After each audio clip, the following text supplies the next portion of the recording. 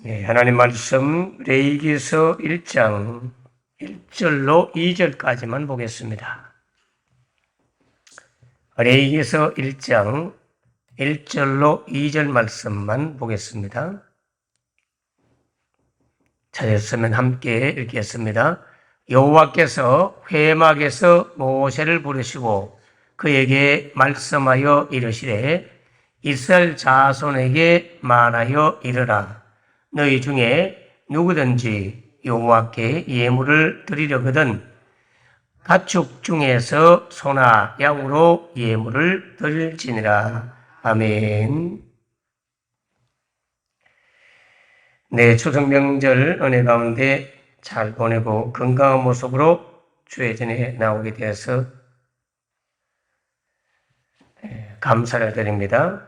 네. 오늘 레위기서 서론 부분을 아직도 계속해서 나누고 있기 때문에 진도를 많이 나가지 못하고 레위기서 1장 1절로 2절 말씀만 봅니다. 한 번 더 제가 읽어드립니다. 여호와께서 회막에서 모세를 부르시고 그에게 말씀하여 이르시되 이스라엘 자손에게 말하여 이르라. 너희 중에 누구든지 여호와께 예물을 드리려거든 가축 중에서 소나 양으로 예물을 드릴지니라. 오늘 1절과 2절을 읽었습니다. 이 레위기서는 바로 애굽에서 애굽에서 탈출한 이스라엘 백성들, 그 백성들을 구원하여 주시고 하나님의 언약 백성으로, 하나님과 언약 백성으로 삼으셨죠. 언약은 남이 아니라는 뜻이잖아요. 우리가 결혼을 하면 전혀 남남인 양가 가문이 또는 남자와 여자가 서로 맺어지면서 한 가족이 되는 게 결혼이잖아요.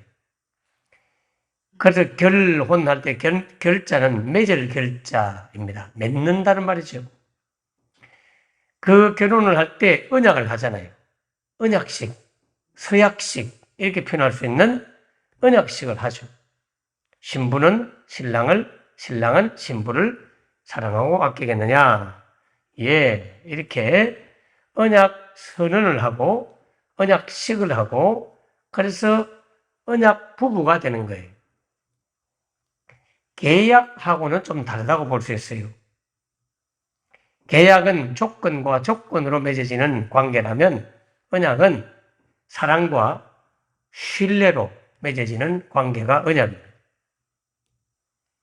옛날 우리 신학기도 할 때는 계약신학 이렇게 설명하기도 했습니다만 지금은 언약신학 이렇게 표현합니다. 하나님의 말씀으로 서로 약속한 언약이죠.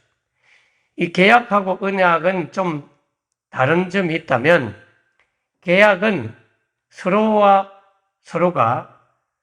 서로의 이익을 위하여 조건을 가지고 약속하는 게 계약입니다. 그래서 상대방이 그 조건에 미달되면, 조건에 미비되면 언약이 파괴되는 거죠.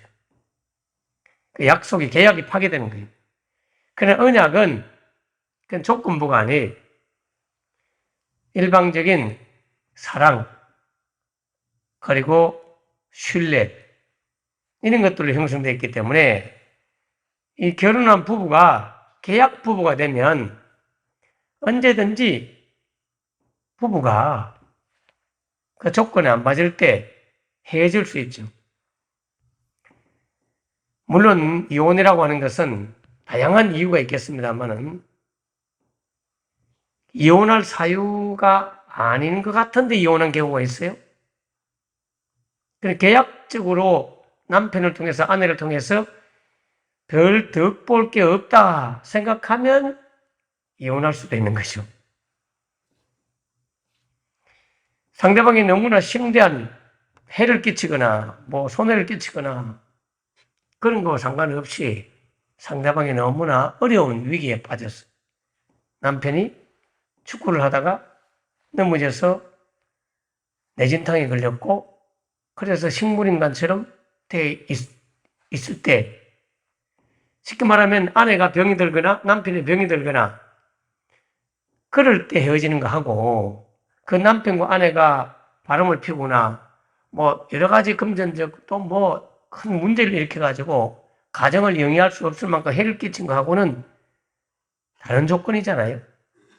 병든 남편을 버리고 병든 아내를 버리고 이런 것들은 자기 이익을 따라 움직이는 거죠. 그래서 언약은 그러한 상황이 주어져도 끝까지 품고 가는 게 사실은 언약이에요. 하나님과 우리 사이는 계약 관계가 아니라 언약 관계입니다. 그래서 하나님은 최선을 다해서 우리가 하나님을 버리지 않는 한 주님은 우리가 부족하고 못나도요 끝까지 데려가려고 해요. 그걸 견인의 은혜라고 해요. 견인, 굳을견, 굳게 우리 사이를 굳게 잡아매서 끌어간다고 해서 견인의 은혜라고 하거든요. 굳을견, 끌인자. 세멘트를 잘 굳게 해가지고 건물이 넘어지지 않도록 그렇게 하듯이 하나님과 우리 사이를 굳어지게 해가지고 부족해도 끌고 가는 게 하나님의 우리를 향한 사랑의 모습이죠. 문제는 우리가 하나님을 등지고 자꾸 우상 섬기고 자꾸 세상을 쫓고 세상으로 나가니까 하나님이 말리다 안 돼가지고 혼을 내주다가 안 돼가지고 알았다. 그러면 내 없이 한번 살아봐라. 이게 말라기스입니다. 말라기스 보면 마지막 헤어지기 전에 그래, 그러면 나 없이 한번 살아봐라. 내 아무 말도 안 할게. 간섭 안 할게. 그리고는 400년 동안 하나님이 침묵합니다. 예언자도 보내지 않고요. 계시도 없고요. 꿈도 없고요. 하나님이 400년 동안 침묵해요. 그게 말라기스와 신약 성경 마태복음이 기록되기 전 400년 동안 하나님은 이 세상에 침묵하시면서 지켜만 보고 있는 거예요. 그러자 이 세상에는 마귀가 막 득세하는데요. 세상의 온갖 종교가 그때 대부분 일어납니다. 유교든 불교든 조로아스터교든 뭐 이상한 종교들이 그때 우죽성처럼 막 기승을 부리고 나타나요. 예수님 오시기 전 몇백 년 동안, 물론 불교는 예수님 오시기 전 한 600년경에 나타납니다만은 주님이 마지막 막 떠나려고 할 때부터 꿈틀대면서 우상 섬기는 종교들이 막 솟아난다니까요. 하나님은 우리를 언약 백성으로 삼으셔서 우리의 흠이 있고 부족하더라도 우리가 주님을 배신하지 않는 한, 배교하지 않는 한 끝까지 데려가려고 하고요. 또 배교하려고 하면 배교 못하도록 막 말리고 경고하고 책망하고 꾸중하고 질병으로 혼을 내주기도 하고 전쟁으로 혼을 내주기도 하고 그전에는 미리 선지자를 보내가지고 막 꾸중도 하고 그러면서 백성들을 끝까지 데려가려고 하시는 분이 우리 하나님이세요. 그게 언약이란 뜻입니다. 계약은 조건이 딱 어긋나면 빠이빠이 하는 거죠. 이익을 도모하기 위해서 맺어진 관계이기 때문에 언약은 이익이 아닙니다. 사랑해서 맺어지는 거죠. 그래서 레위기서는 언약서예요. 언약서. 언약책이에요. 하나님과 우리 사이에 언약을 맺고 이 레위기서의 명칭이라 할까요? 우리는 한국어로는 지금 레위기 이렇게 해놨잖아요. 이건 헬라어 명칭이에요. 헬라어. 원래 레위기는 히브리어로 되어 있잖아요. 구약 성경 히브리어로 되어 있잖아요. 기원전 예수님 오시기 전 3세기경에 킹 제임스라고 하는 제임스 왕, 그 왕이 70명의 신학자를 모아가지고 히브리어로 되어 있는 구약 성경을 헬라어로 번역을 해라. 그것을 70인역, 라틴어로 LXX, 이렇게 70번역, 이렇게 70인역이라고 하는 번역서가 만들어질 때 헬라어로 번역을 했거든요. 그 헬라어로 번역할 때 이 제목을 레이티쿠스,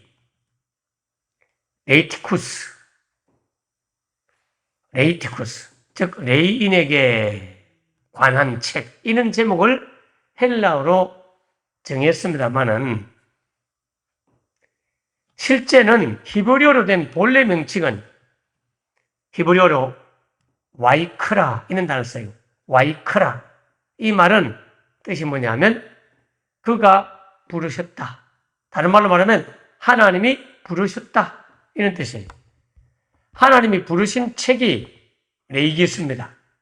오늘 1절에 보면 여호와께서 회막에서 모세를 부르시고 이래 돼 있죠. 모세를 부르시고 이래 돼 있잖아요. 여호와께서 모세를 부르시고, 다 줄이면 여호와께서 부르셨다, 이런 뜻입니다. 이거 히브리어로 쓰면 부르신다는 단어가 먼저 앞에 와요. 우리나라 말은 여호와께서 이게 먼저 나오지만은 히브리어는 와이크라, 부르셨다, 그가 부르셨다. 구원이라고 하는 것은 우리가 하나님을 먼저 부르는 것이 아니라, 우리가 하나님을 먼저 찾는 것이 아니라 하나님이 여러분을 먼저 찾으셨고 먼저 부르셨습니다. 요한복음 15장에도 너희가 나를 택한 것이 아니고 내가 너희를 택하여 세웠다. 요한 1서에도 보면 우리가 하나님을 먼저 사랑한 것이 아니고 하나님이 우리를 먼저 사랑했다. 너희들이 가진 믿음도 에베소서에 보면 너희들이 나를 믿어준 것이 아니고 내가 너희들에게 은혜를 주가지고 믿도록 해주었다고. 은혜로 인한 믿음으로 말미암아 구원을 받게 된다. 베드로가 주는 그리스도이시여 살아계신 하나님의 아들이다 라고 말하니까 주님께서 말씀하시기를 바요나 시몬아, 시몬의 아들 요나야, 요나의 아들 시몬아, 죄송합니다. 요나의 아들 시몬아. 베드로 이름이 본래 시몬이거든요. 바요나, 바는 누구의 아들, 이런 뜻이에요. 요나의 아들 시몬아, 잘하였다. 이를 네게 알게 한 이는 혈육이 아니요 하늘에 계신 내 아버지다. 와이크라, 하나님이 우리를 먼저 부르셨습니다. 내가 너를 지명하여 부르나니 너는 내 것이라. 하나님이 여러분을 부르셔서 말씀하고 싶어하는 거예요. 여호와께서 회막에서 모세를 부르시고 말씀하여 이르시되, 이렇게 우리를 부르는 이유는 당신과 교제를 원하는 거예요. 말씀이 나오는 것은 무조건 지시하기 위해서 부르는 게 아니라 대화하기 위해서 부르는 거예요. 대화는 무엇입니까? 사귀는 것이죠. 교제하기 위한 것이죠. 하나님과 우리가 사귀도록 하기 위하여 우리를 부르셨는데, 문제는 우리는 부정탄 존재가 되었거든요. 아담과 하와가 창조될 때는 정결한 존재로 지음받았습니다. 이 정결함은 언제든지 부정탈 수 있어요. 정결한 상태는 유지하기가 굉장히 힘들어요. 늘 긴장하지 않으면 언제든지 부정을 타고 또 마귀도 역사하고요. 세상 유혹도 있고요. 우리는 정결하게 사실은 살기가 힘듭니다. 정결은 나침판이 항상 그 나침판 그 침을 보면요. 까딱까딱까딱까딱 막 바르르 움직이거든요. 움직이면서 계속 북쪽을 가리키잖아요. 그게 나침판이잖아요. 정결한 삶을 살기 위해서는 계속 긴장관계 속에서 하나님을 향하여 살아야 되는데 솔직히 우리가 그렇게 못 살잖아요. 지난 주일 예배를 마치고 난 이후에 명절 휴가를 보내면서 하나님을 얼마나 생각하고 살았느냐. 사실 우리가 24시간 깨어있지 못하잖아요. 하나님께 초점을 못 맞춰요. 그러다 보니까 우리는 늘 부정타는 거예요. 그래서 하나님은 이게 정결하게 해가지고는 우리를 천국 데려갈 수 없는 거예요. 인간은 죄성을 지닌지라 영혼을 정결하게 해주어도요, 우리의 몸과 우리의 마음이 영을 정결하게 해줘도 혼과 육이 또 죄를 짓고 사는 게 사느날 동안 모습이에요. 그래서 정결을 넘어선 거룩한 백성으로 만들어야 되겠다. 여러분, 거룩하다는 개념을 정결하다라는 말과 동일시하면 안 됩니다. 거룩함 안에는 정결한 면이 들어있지만 실제는 구별된다는 뜻이기도 한데요. 거룩한 백성이 된다는 말은 하나님 안으로, 하나님의 품 안으로, 하나님에게 소속된 존재, 그게 거룩이에요. 하나님에게 소속되는 존재로 만든 거예요. 그래서 거룩한 백성은요, 허물이 좀 있을 수 있어요. 부족함이 있을 수 있어요. 정결한 사람은요, 진짜 깨끗해야 되고 아무런 죄가 없어야 되지만, 거룩한 백성은 법적으로는 죄 용서를 다 받았지만 죄의 속성을 지닌 우리는 아직 완전한 영화로운 단계에 이르지 못한 성화되어가는 과정으로 있는 우리는 도덕적인 죄도 때로는 짓기도 하고요. 부정을 타기도 하고요. 정결함을 상실할 수 있어요. 그럼에도 불구하고 거룩한 백성이 됐다는 말은, 홀리니스가 됐다는 말은 우리를 하나님의 소속으로, 하나님 안으로 데려왔다는 뜻이에요. 하나님과의 관계가 바르게 된 거죠. 이게 거룩이에요. 우리는 거룩이라 말하면 도덕적인 정결함을 자꾸 생각하지만 실제는 좀 부족하고 미숙하고 미완성이지만 하나님께 소속된 하나님의 백성이 되었다는 뜻이죠. 하나님은 우리를 부르셔서 우리를 당신의 자녀로, 당신의 백성으로, 하나님과 남남이었고 원수였던 우리가, 죄로 말미암아 원수였던 우리를 하나님과 한 가족으로 또는 한 부부로 또는 한 나라의 백성으로 그렇게 삼으신 자체가 거룩입니다. 거룩. 그래서 주님은 이렇게 말해요. 나는 너희의 하나님이 되고 너는 나의 백성이 될 것이다. 이게 관계의 회복이거든요. 이걸 신약 성경에 넘어가면 어렵다고 하는 말로 써요. 디카이오스네 투 데우스. 하나님의 의로움. 어렵다. 이렇게 말하는 것은 하나님과의 관계가 회복됐다. 하나님하고 남이 아니라 하나님의 가족이 되고 하나님의 백성이 되고 하나님께 소속이 됐다. 이게 거룩함, 의로움, 이런 개념으로 사용합니다. 하나님은 우리를 부르셔서 우리를 거룩한 백성으로 삼으시고 하나님이 우리 가운데 함께 교제하며 함께 살도록 그렇게 하셨던 것이죠. 그 거룩함의 완성은 예수님으로 완성됩니다.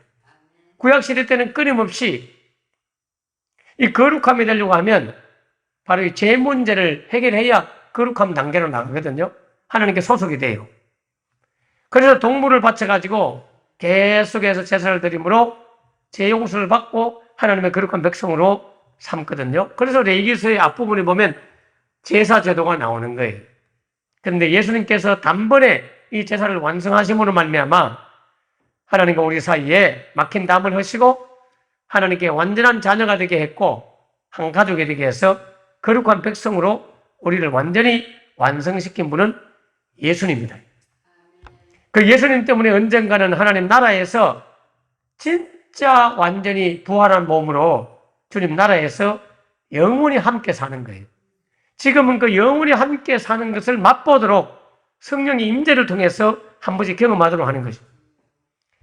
그래서 레위기는 거룩하신 하나님께 나아가기 위해서 구체적인 제도, 즉 제사, 정결 또는 윤리적, 도덕적, 그는 이 제도를 만들어서 하나님 앞에 예배함으로, 제사함으로 구원받은 백성이 거룩하게 성화되어 가는 법을 가르쳐 주는 게 레위기서다. 레위기서의 법은 구원받고 난 이후에 주신 제도입니다. 법을 지켜서 구원받는 게 아니라 하나님은 우리를 먼저 부르셔서 당신의 백성으로 삼으시고, 그리고 당신의 백성이 되었으니까 그 백성에 알맞은 삶으로 살아가라고. 그래서 구약의 율법서라고 하는 창세기, 출애굽기, 그리고 레위기, 민수기, 신명기, 이런 성경이 있잖아요. 이 성경은 다 레위기를 중심으로 해서 언약책인 레위기를 중심으로 이해를 하시면 돼요. 창세기가 무엇입니까? 라고 물으면 이렇게 말하면 되는 거예요. 아, 창세기는 하나님과 우리 사이에 언약을 맺었는데 그 언약을 맺으신 그 하나님이 어떤 분인지, 그 하나님이 어떤 일을 하셨는지, 그 하나님과 언약 맺은 인간은 어떤 존재인지 그걸 설명하는 책이 창세기다. 그 창세기 보면 그 언약을 맺으신 하나님은 창조주 하나님이시고, 그 언약 맺은 인간은 죄인이고, 그런 인간을 위해서 구원의 계획을 갖고 계신 그 하나님이 인간을 부르셔서 당신의 백성 삼으신다. 창세기는 언약을 맺으신 하나님이 어떤 분인지를 설명하는 책이에요. 하나님과 언약 맺은 인간이 어떤 존재인지를 설명하는 책이 창세기입니다. 그럼 출애굽기는 뭐냐? 그것은 바로 레위기서라고 하는 이 언약을 맺은 역사적 과정을 설명하는 거예요. 언약을 어떻게 맺었지? 아, 출애굽기를 읽어봐. 거기 읽어보면 이스라엘 백성들을 애굽에서 불러내가지고 1년 만에 시내산에 도착했는데 그 시내산에서 40일 동안 모세가 기도하면서 하나님께로부터 언약 책을 받았어. 언약서를 받아가지고 이스라엘 백성들한테 언약을 맺었지. 그 언약 맺는 과정, 그걸 설명하는 책이 출애굽기다. 그렇게 보면 되고요. 그럼 민수기는 뭐냐? 민수기란 말은 백성민, 숫자 할 때 수거든요. 백성들의 수. 민수기가 시작될 앞부분에도 이스라엘 백성들의 숫자 계수가 나오고요. 민수기 끝날 때도 숫자를 계산해요. 몇 명인지 확인한다고요. 이게 마치 군대에서 아침에 병사들이 별일 없나? 잘 있나? 아침 점호. 저녁 잠자기 전 탈영병 있나 없나? 별일 없나? 또 취침 전 점호. 이렇게 아침 저녁으로 점호하듯이 민수기는 이스라엘 백성들이 광야에서 언약의 말씀대로 살아가는 훈련 일지와 같은 것이 민수기예요. 이 언약 내용대로 성막도 만들고 제사도 드리고 안식일도 지키고 그러면서 언약에 기록되어 있는 말씀대로 살아본 내용을, 훈련받는 내용을 기록한 것이 민수기다. 그걸 보면 돼요. 그럼 신명기는 뭐냐? 바로 언약책인 레위기서의 말씀을 모세가 가나안 땅 들어가기 전 모압 광야에 백성들을 다 앉혀놓고 레위기서 언약 내용이 어떤 내용인지 아느냐? 이런 내용이야 라고 언약책인 레위기서를 강에 풀어서 설명하고 있는 책이다. 레위기서가 우리 어릴 때 교과서라면 신명기는 전과와 같은 거예요. 동화전과, 필성전과 같은 게 있었잖아요. 옛날에 영어도 전과가 있었고 수학도 전과가 있었잖아요. 전과 아시죠? 젊은 애들은 모를지 모르겠어요. 그 교과서를 풀어서 설명하고 있는 책이 전과라고 하는 책이었잖아요. 그러니까 신명기는 되풀이할 신자, 계명명자, 십계명과 레위기의 계명을 되풀이해서 설명하는 책, 그게 신명기입니다. 모세 목사님의 설교집이다. 레위기 강의 집이다. 그래 보시면 돼요. 그 레위기 잘 이해가 안 되면 신명기서를 읽어보면 돼요. 자, 그 이후로 구약 성경에 보면 여호수아부터 역사서랑이 나와요. 열왕기 상하, 역대 상하, 사무엘 상하 이런 역사서가 나오잖아요. 역사서.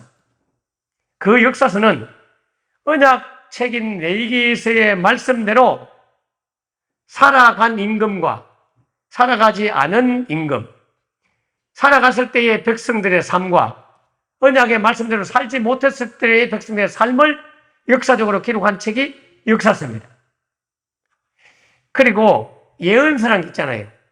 예언서. 이사야, 에레미야, 에스겔, 다니엘, 호세아, 요엘서, 아모스, 오바댜서 막 예언서가 있죠. 그런 예언서는 바로 언약의 말씀대로 레위기의 말씀대로 못 살 때 예언자를 보내서 경고하는 내용이 예언서입니다. 하나님의 언약 백성이기 때문에 레위기서 말씀대로 살아야 돼. 왜 똑바로 안 살아? 그래 안 살면 나중에 진짜 큰일 난다. 혼난다. 심판받는다. 멸망한다. 이렇게 경고하는 게 예언서예요. 예언서. 목회자의 설교 안에는요. 이게 다 있는 거예요. 예. 예언의 말씀으로 책망하고 경고하고 심판을 이야기하고 역사적 내용을 다루면서 현재 우리 교인들이 어떻게 살아가고 있는지 그걸 알려주는 그런 역사적 현장 이야기를 말하기도 하고요. 시가서라고 하는 구약성경 분류가 있잖아요. 시편, 잠언, 전도서, 아가서 뭐 이런 거 있잖아요. 그 시가서거든요. 그게 뭐냐? 그것은 바로 레위기서의 말씀대로 살아왔는데 성공한 사람들이 하나님 앞에 감사하며 찬양하며 말씀대로 사는 게 힘들지만 하나님의 은혜로 이와 같이 잘 살아내서 감사합니다 하고 간정의 고백을 하고 주님 앞에 감사 찬양을 드리는 것이 시편, 잠언, 전도서, 아가서 뭐 이런 거예요.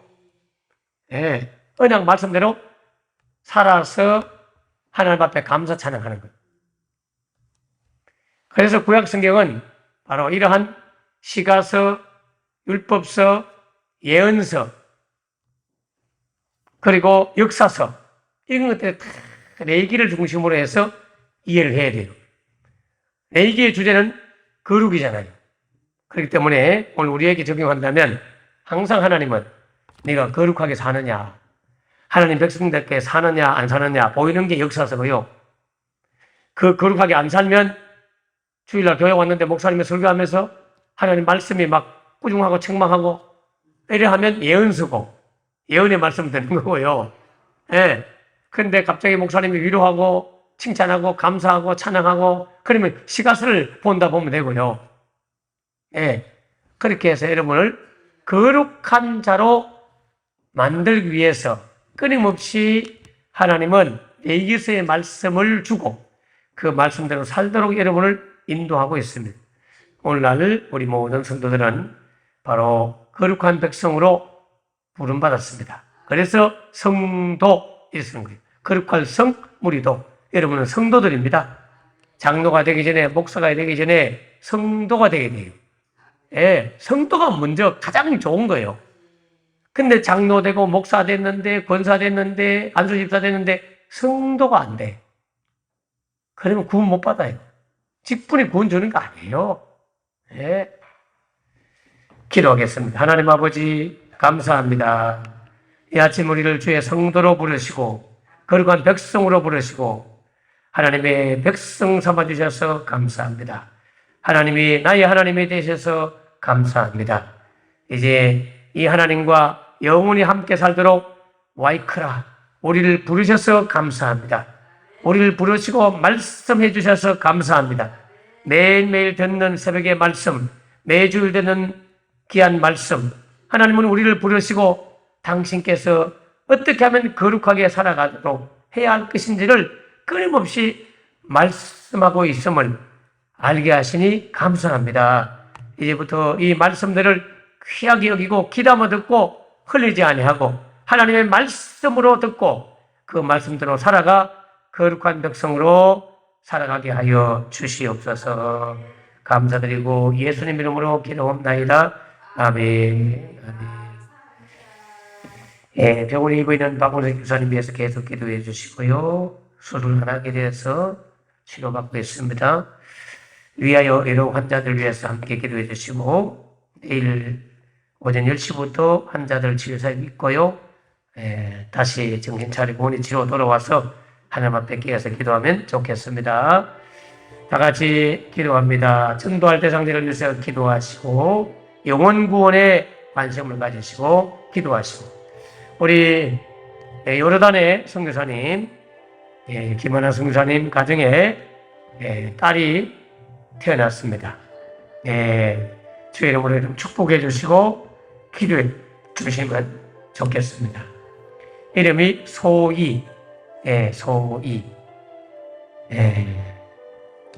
하나님의 복음의 빛을 증가하는 기쁨의 자녀로 그렇게 소희라고 이름을 지었다고 합니다. 빛과 기쁨. 같이 위하여 함께 중국기도 좋겠습니다. 다 같이 기도합니다. 주여, 주여 감사합니다. 이 아침을 저희들을 부르시고 말씀하시니 감사합니다. 주님 감사합니다. 날마다 주님 예수 나를 오라 하네. 예수 나를 오라 하네. 심판날 그 장소까지 주님과 함께 같이 가는 우리 모두 되게 하여 주시옵소서. 주님 감사합니다.